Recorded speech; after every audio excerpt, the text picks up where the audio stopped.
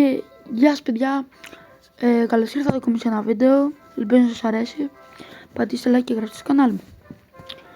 Σήμερα έχουμε να κάνουμε μια ανακοίνωση με τον Grow Garden.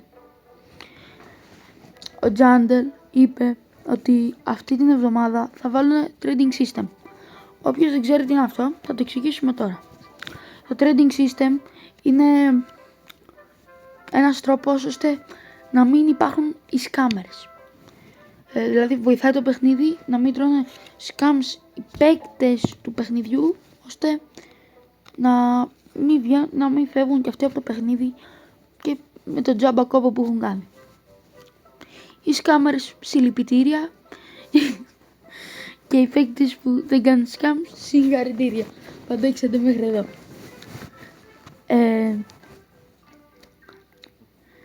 Στο trading system θα μπορείς να στέλνεις trade στον φίλο σου, γενικώς σε όλους, και άμα δεν σε κάνουν decline ή accept.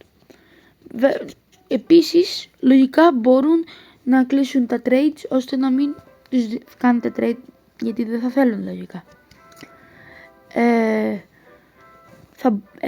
Θα μπορείς να δώσεις, πώς λέγεται, θα μπορείς να δώσεις fruits, λεφτά και pets. Σέκλεις βασικά, σέκλεις. Εμένα μου φαίνεται πολύ καλό αυτό το update. Μακάρι να γίνει αυτή την εβδομάδα, όπως είπε. Και για περισσότερες πληροφορίες θα είμαι εδώ να τσακούσω τα σχόλιά σας.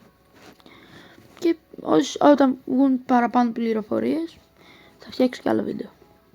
Bye bye!